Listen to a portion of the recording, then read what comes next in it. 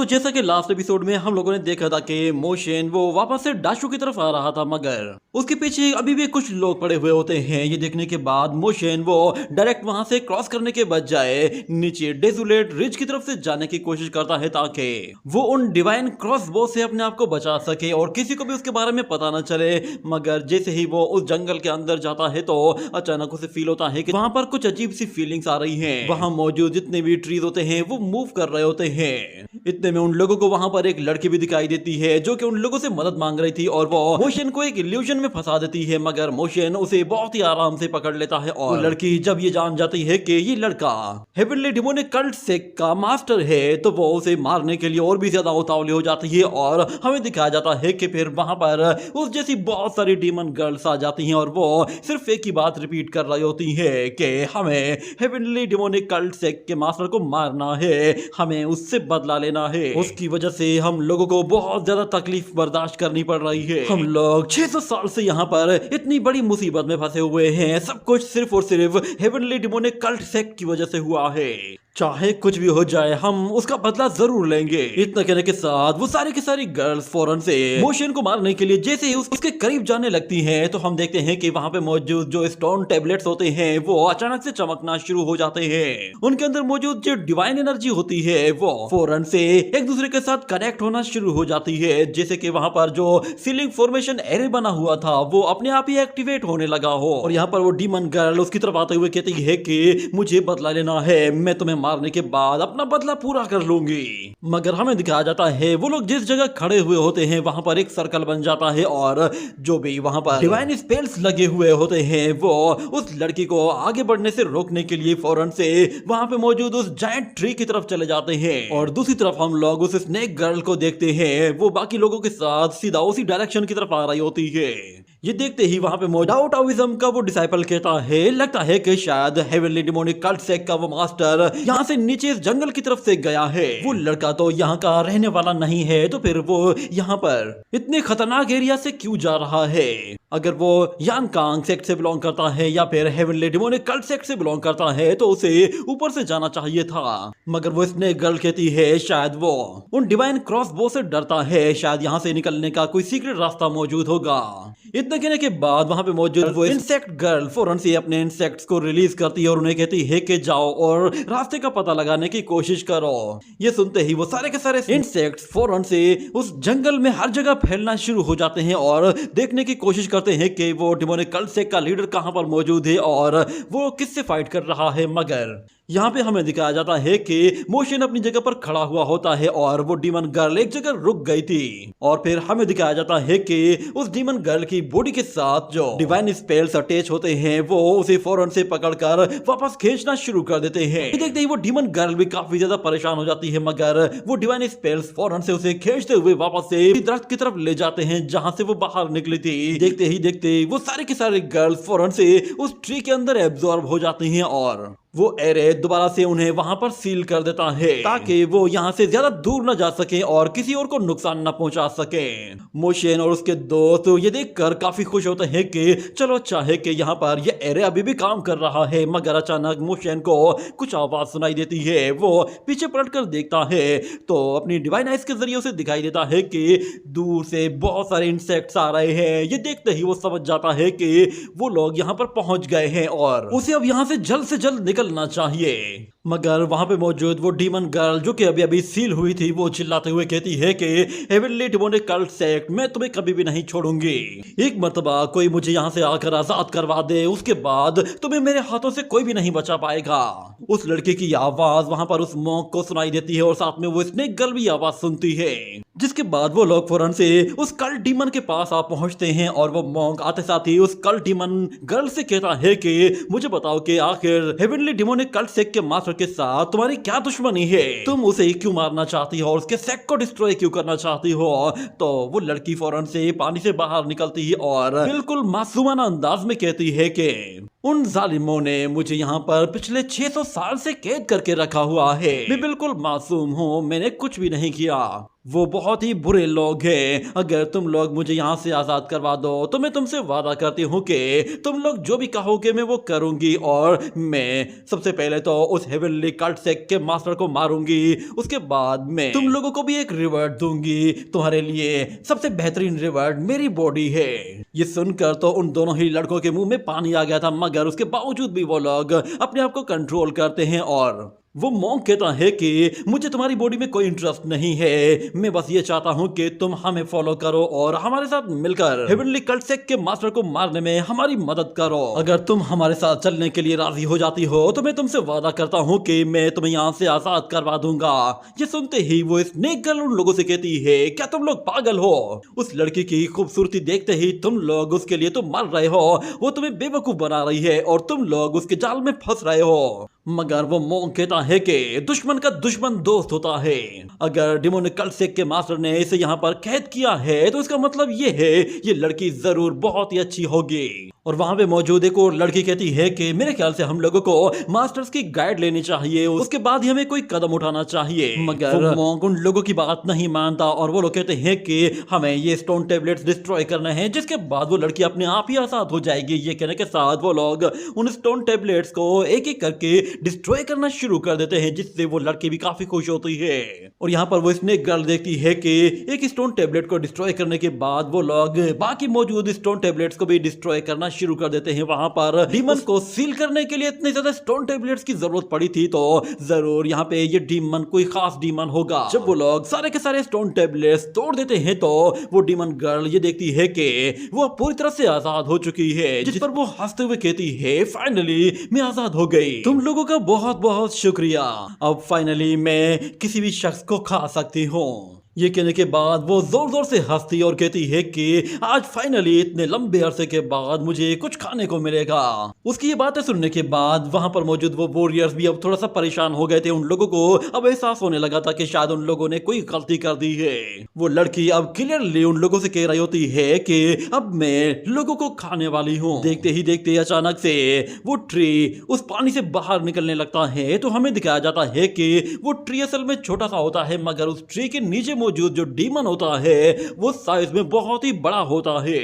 और यहाँ पे मौजूद वो वॉरियर सब जान जाते हैं कि ये लड़की डिमोनिक कल्ट सेक्ट की लड़की असल में एक डीमन लॉर्ड है, उसे यहाँ पर जानबूझकर कैद किया गया था। हमें यहाँ से निकलना होगा वरना हम सब यहाँ पे मारे जाएंगे। और वो जायंट क्रीचर बहुत ही जोर से धाड़ रहा होता है और उन लोगों को खाने के लिए अपनी रूट्स का इस्तेमाल करता है, जिसके जरिए वो उन लोगों को पकड़ने के लिए पूरी कोशिश करता है। मगर हम देखते हैं एक फीमेल डिसाइपल वो फौरन से अपनी मल्टीपल सोर्ड्स के जरिए उस लड़की पर एक जोरदार अटैक करते ही उसे फौरन से एक दरख्त के साथ इस तरह लॉक कर देती है कि वो वहां से नहीं निकल पाती। और वो लड़की अचानक सामने देखती है तो कल्टीवेटर अपनी सोर्ड के साथ उसका सर धड़ से अलग कर देती है। मगर यहाँ पर उस लड़की का खात्मा नहीं होता, हमें दिखाया जाता है वहां पर फिर से कुछ रूट्स आती हैं और वो उसकी बॉडी को दोबारा से रीजनरेट करना शुरू कर देती हैं, जिस पर वो कल्टीवेटर भी हैरान हो जाती है। और देखते ही देखते वो लड़की अपनी रूट्स का इस्तेमाल करते ही उस लड़की को बहुत ही बुरी तरह से मारती है, जिससे वो लड़की तो वहीं पे ही डेड हो जाती है। ये देखकर बाकी डिसाइपल्स बहुत ही ज्यादा घबरा जाते हैं और उन्हें पता चल गया था कि अब वो लोग भी मरने वाले हैं, इसीलिए वो लोग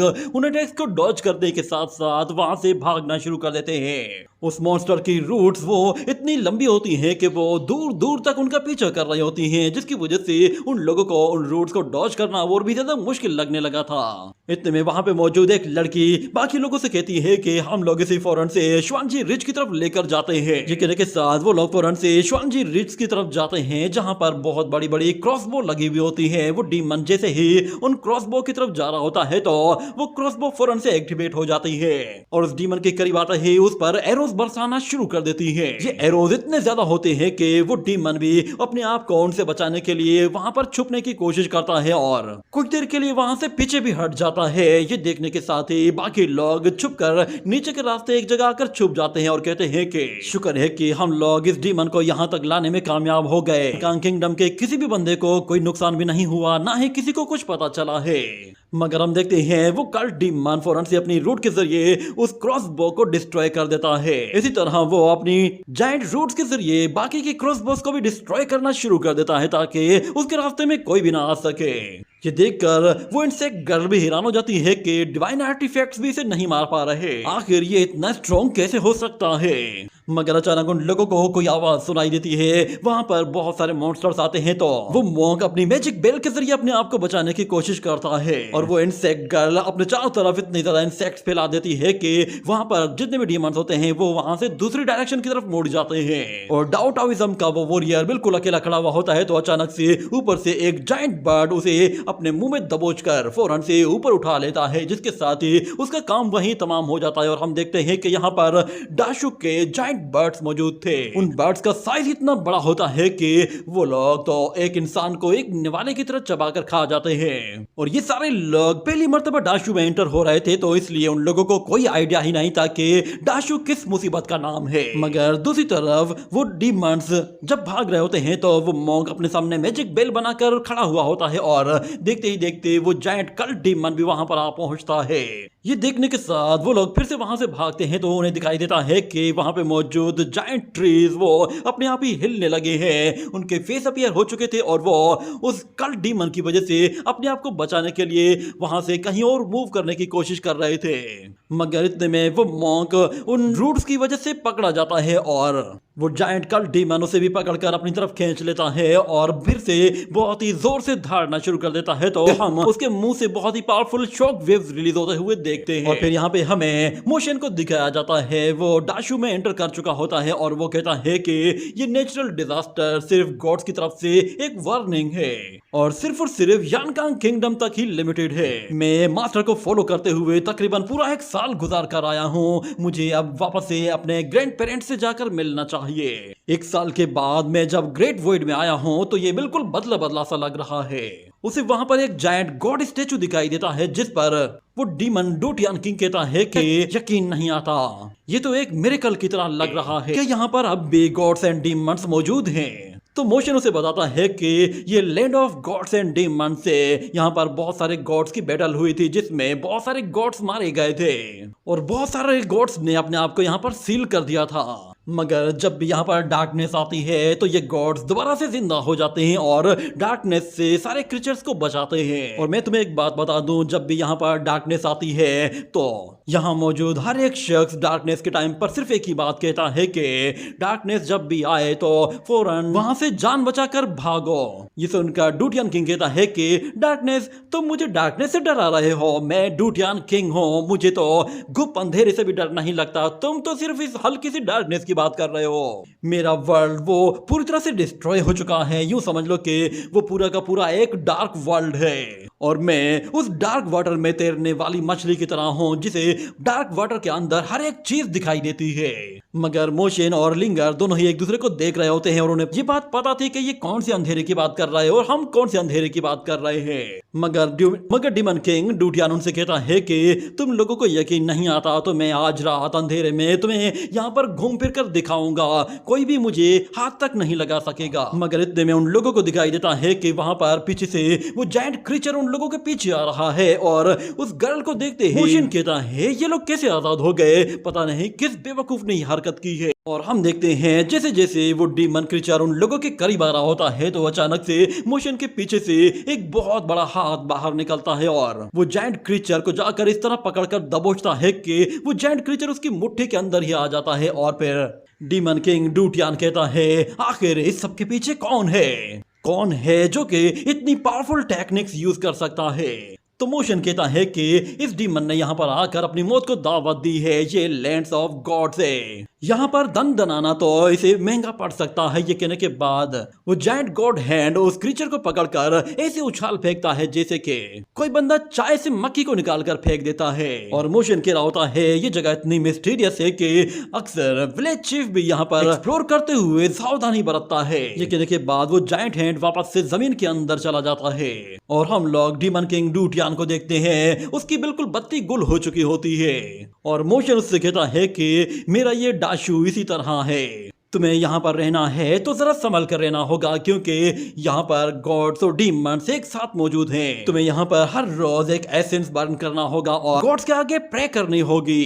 अगर तुमने ऐसा नहीं किया तो ये डीमंस और गॉड्स तुम्हें बहुत ही आसानी से पहचान लेंगे और उसके बाद शायद मैं भी तुम्हें कभी ना बचा पाऊं। और एक बात याद रखना कि यहाँ वहां टहलने से पहले अच्छी तरह से नीचे जमीन को देख लेना, कहीं ऐसा ना हो कि तुम किसी गॉड की कब्र के ऊपर अपना पैर रख दो और उसके बाद फिर गॉड्स तुम्हारी ऐसी तैसी फेर दें। ये डाशू है मेरी जान, यहाँ पे कोई भी रूल अप्लाई नहीं होता, इसीलिए तुम जब भी जिससे भी मिलो उससे बिल्कुल नरमी से बात करना और जरा भी एरोगेंट हुए तो तुम कुत्ते की मौत मारे जाओगे। ये सुनकर तो यहाँ पर डीमन किंग बिल्कुल भीगी बिल्ली जैसा बन जाता है और कहता है ये जगह तो बहुत ही खतरनाक है, मुझे फौरन अपने घर जाना चाहिए, मेरे डूटियन किंगडम ही इससे बेहतर था। तुम ह्यूमन वर्ल्ड के लोग तो पूरी तरह से डीमंस और मॉन्स्टर्स से भरे पड़े हो। मैंने सोचा था कि ये दुनिया बहुत ही कमजोर लोगों की होगी और यहाँ पर मैं आराम से अपना झंडा गाड़ सकूंगा, पर यहाँ तो लेने के देने पड़ रहे हैं। मेरी तो अब तौबा हो गई, मैं यहाँ पर दोबारा कभी नहीं आऊंगा। बस तुम मुझे एक मर्तबा आजाद कर दो, मैं पहली फुर्सत में अपनी दुनिया की टिकट कटवाता हूँ और इसी वक्त निकल जाता हूँ। मगर मोशन उसे दिलासा देता है और समझाता है कि ये डाशू है, यहाँ पर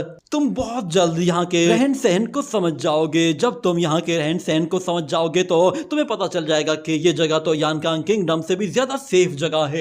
अगर तुम्हें मुझ पर यकीन नहीं है तो फिर इस वुल्फ से पूछ कर देखो। तो लिंगर भी उससे कहती है कि हाँ, हम लोग तो डाशू में ही पले बड़े हैं और हम लोग सिर्फ और सिर्फ यानकांग किंगडम में ट्रेनिंग के लिए गए थे। हम लोग बहुत सारे ऐसे स्किल्स डाशू में नहीं सीख सकते थे, इसीलिए हम लोगों को डाशू छोड़कर अब यानकांग किंगडम में जाना पड़ा था। और तुमने यानकांग किंगडम को तो अच्छी तरह से देख लिया होगा ना कि वो कितना खतरनाक है। मोचेन उससे कहता है तुम्हें घबराने की जरूरत नहीं है, यानकांग किंगडम के मुकाबले में डाशू सबसे ज्यादा सेफ है। हाँ, जब तक तुम मेरे साथ रहोगे तुम्हें कोई भी कुछ नहीं कहेगा। ये सुनने के बाद डीमन लॉर्ड उन लोगों से कहता है मैं तो बस एक ऐसी दुनिया तलाश करना चाहता था जहां पर हमसे लो लेवल के लोग मौजूद हों और वहां पर हम लोग अपने लोगों को लाकर बसा सकें, ताकि हम लोग खुले आसमान के नीचे सांस ले सकें और एक ओपन माहौल में अपनी जिंदगी गुजार सकें और उस अंधेरी काल कोठरी जैसी जगह से बाहर निकल सकें। मुझे लगता है अगर मैंने इस मर्तबा अपने डीमंस को समन किया और यहाँ पर कंट्रोल करने की कोशिश की तो शायद मेरी पूरी की पूरी डीमन रेस खत्म हो जाएगी। इतना कहने के बाद वो ऊपर आसमान की तरफ देखता है और थोड़ा सा इमोशनल भी लग रहा होता है। ये देखने के बाद लिंगर को उस पर तरस आने लगता है और वो मोशन से कहती है कि यंग मास्टर, मुझे इसके लिए अफसोस हो रहा है, क्यों ना आप इसे आजाद कर दें ताकि ये अपने घर वापस चला जाए। मगर मोशन से कहता है तुम टेंशन मत लो, डूटियन किंग अभी भी अपने डूटियन वर्ल्ड में मौजूद है, ये जो हमारे साथ मौजूद है ये उसकी सिर्फ एक कॉन्शियसनेस है। मगर अगर वो अपनी दुनिया को तलाश करना चाहता है तो उसके लिए उसे अपनी कॉन्शियसनेस को दोबारा से हासिल करना होगा और उसके लिए मैं इस बंदे पर बिल्कुल भी भरोसा नहीं कर सकता, ये एक डीमन है। ये बात डूटियन किंग को थोड़ा सा गुस्सा दिलाती है, मगर मोशन यहाँ पर एक पैलेस के पास पहुंच गया था। ये वही पैलेस था जहां पर यानकांग किंगडम और डाशू के बीच में ग्रेट वार हुई थी। और वो किलिन ड्रैगन उन लोगों से कहता है कि मैंने इतना ज्यादा हेवी वेट उठाया हुआ है, तुम लोगों को कहा भी था कि तुम लोगों को अपना वजन कम करना चाहिए। इतना कहने के बाद वो बहुत ज्यादा थक जाता है और जोर से आकर नीचे लैंड करता है, जिसके बाद यहाँ पर लिंगर सब लोगों को बताती है कि सब लोग यहाँ देखो, तुम्हारे यंग मास्टर आ गए हैं। ये सुनते ही वहां पे मौजूद बहुत सारे लोग मोशन को देखते ही उसे यंग मास्टर कहकर पुकारते हैं, जिससे हमें पता चलता है कि हेवनली डिमोनिक कल्ट सेक्ट के यहाँ पर भी बहुत सारे डिसाइपल्स मौजूद हैं और वो यहाँ पर मोशन को देखते ही जमा होना शुरू हो जाते हैं और उसे वापस आने पर वेलकम भी करते हैं। और एक डिसाइपल कहता है कि यानकांग किंगडम वो हमारे रीजन के मुकाबले में किस तरह का है, तो मोशन उन लोगों से कहता है कि हमारा रीजन वो यानकांग किंगडम से बहुत अच्छा है और बिल्कुल सेफ है, जबकि यानकांग किंगडम में तो आए दिन कोई ना कोई जंग होती रहती है और कोई ना कोई लड़ता रहता है। यूं समझ लो कि वो जगह पूरी तरह से एक मैदान जंग है। मेरे ख्याल से वहां पर ज्यादा लोगों को जाना भी नहीं चाहिए। बहुत सारे लोग तो यानकांग किंगडम को छोड़कर डाशू की तरफ चले जाते हैं और इतने में मोशन वहां से कोई चीज भी खरीदता है और फिर हमें वहां एक और जनरल को दिखाया जाता है। वो मोशन के पास आता है और उससे कहता है कि क्या आप घर वापस इसलिए आए हैं क्योंकि वहां पर यानकांग किंगडम में एक स्नो डिजास्टर आया हुआ है? तो मोशन कहता है कि मुझे घर से अच्छा और कुछ भी नहीं लगता। मगर वो जनरल उससे कहता है कि यंग मास्टर, अगर आप यहाँ पे स्टे करने वाले हैं तो आप मुझे बता दीजिए, मैं आपके लिए जगह तैयार करवा लेता हूँ। मगर मोशन कहता है कि ग्रैंड माँ कहाँ है? तो जनरल कहता है कि वो कुछ देर पहले यहाँ पर आई थी और उसके बाद यहाँ से चले गई। क्या आप यहाँ पे रुकना चाहते हैं? मगर मोशन कहता है कि नहीं, मुझे अब विलेज चीफ से ही जाकर मिलना होगा। ये कहने के बाद वो लोग फौरन से उस ड्रैगन को उठाते हैं और कहते हैं कि तुमने बहुत आराम कर लिया, चलो अब उठ जाओ। ये कहने के साथ वो लोग फौरन से उठते हुए वहां से अब विलेज चीफ के पास जाने लगते हैं। मगर उससे पहले वो लोग एक और जगह आकर रुकते हैं जहां पर वो उसी मॉन्स्टर गर्ल से आकर मिलते हैं जिस मॉन्स्टर गर्ल को उन लोगों ने उस गोल्डन टेम्पल से आजाद करवाया था। वो लड़की मोशन को देखकर बहुत ज्यादा खुश होती है और कहती है, तुम्हें देखकर दोबारा बहुत अच्छा लग रहा है। मुझे बताओ कि क्या बाहर की दुनिया में बहुत मजा आता है? कि बाहर की दुनिया में हर शख्स तुम्हारा पीछा करता है, तुम जहां भी जाते हो वहां पर लोग तुम्हारे पीछे आते हैं। तो मोशन कहता है, वो सब छोड़ो, मुझे ये बताओ कि क्या वो गोल्डन बुद्धा तुम्हारे पीछे दोबारा से आया था क्या? तो वो मॉन्स्टर गर्ल कहती है, शायद मेरी किस्मत अच्छी है कि उसे अभी तक ये जगह ढूंढने को नहीं मिली है। मगर तुम बताओ कि तुम यहाँ पे क्या करने के लिए आए हो? क्या तुमने कोई गलत काम किया है या फिर तुम्हारा भी कोई पीछा कर रहा है? तो मोशन कहता है, ऐसा ही है, शायद मैं कुछ ज्यादा ही टैलेंटेड हूँ इसीलिए लोग मेरे पीछे पड़े रहते हैं और शायद मुझे किसी के जलने की बू आ रही है। मगर वो मॉन्स्टर गर्ल उसे चढ़ाती और कहती है, तुमसे जले मेरी जूती। जिसके बाद वो फौरन से उसी ड्रैगन के ऊपर बैठता है और कहता है, मुझे विलेज चीफ के पास जाना है तो मैं तुमसे बाद में आकर मिलूंगा। और वो लड़की उसे न्यू ईयर के लिए बेस्ट विशेस भी देती है और उसके साथ मोशन जैसे जाने लगता है तो वो लड़की कहती है कि प्लीज अपनी फैमिली से कह देना कि वो मुझे मारने के लिए आना आए। जिसके साथ ही मोशन उड़ते हुए फौरन से अपने विलेज की तरफ चला जाता है। उसका विलेज एक जायंट स्टैचू के बिल्कुल सिर के ऊपर मौजूद था और मोशन वहां पर घूमते हुए उस रास्ते की तरफ जाता है जहां पर उस विलेज का गेट बना हुआ था। मोशन जैसे ही वहां पे नीचे उतरता है तो उसे दिखाई देता है कि अभी तक वहां पर कोई उसे वेलकम करने के लिए नहीं आया है। मगर मोशन खुद से ही नीचे उतरता है और बहुत ही तेजी से भागते हुए अपने ग्रैंड पास को आवाज देता है और कहता है कि मैं वापस आ गया हूँ, चलो सब लोग बाहर आ जाओ। मगर उसकी आवाज पर कोई भी उसे जवाब नहीं देता और मोशन खुद से चेक करने के लिए जैसे आगे बढ़ता है तो अचानक उसके सामने वही ड्रैगन चिकन्स आ जाती हैं। उन्हें देखते ही मोशन थोड़ा सा डर जाता है और वहीं पे ही रुकता है। मगर वो देखता है वो ड्रैगन चिकन अब दो नहीं बल्कि बहुत सारी हो चुकी हैं। ऐसा लग रहा था कि जैसे वो ड्रैगन चिकन मोशन से अपना बदला लेना चाहती है।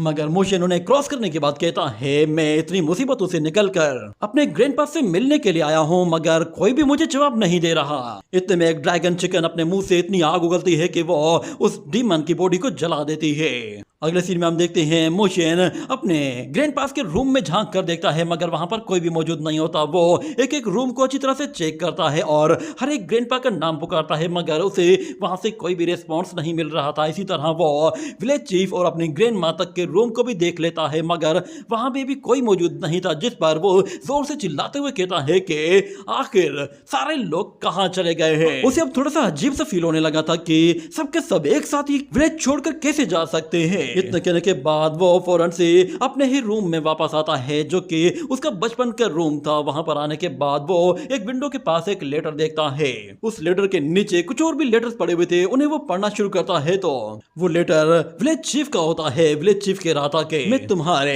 हेवनली डिमोनिक कल्ट सेक्ट के एंसेस्टर और लॉ एनफोर्समेंट एल्डर के साथ डार्क रियलम को विजिट करने के लिए जा रहा हूँ। अगर कोई भी बंदा मेरा ये लेटर पढ़ रहा है तो मैं उसे बता दूं कि वो मेरे और फार्मिस्ट के इंसेक्ट्स को अच्छी तरह से खाना खिला दे। अगला मैसेज वो ग्रैंडपा युआनजी और ब्लाइंड मैन का होता है। वो लोग लिखते हैं कि विलेज चीफ और बाकी लोग अभी तक वापस नहीं आए हैं, इसीलिए वो दोनों अब उन लोगों को ढूंढने के लिए डार्कनेस के अंदर जा रहे हैं। अगर कुछ भी काम हो तो वो म्यूट से कह देना। जिसके बाद ग्रैंडपा म्यूट का मैसेज आप लोग खुद ही सुन लीजिए।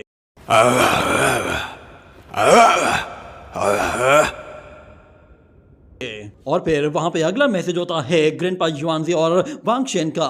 क्योंकि वो लोग मोशन से मिलने के बाद ही यहाँ पे वापस आए थे तो उन लोगों को लग रहा था कि शायद वो लोग डार्क रियलम में किसी मुसीबत में फंस गए होंगे, इसीलिए वो लोग भी उन लोगों की मदद करने के लिए वहां पर जा रहे हैं। मुझे नहीं लगता उन लोगों को वरी फ्री लैंड इतनी आसानी से मिलने वाला है।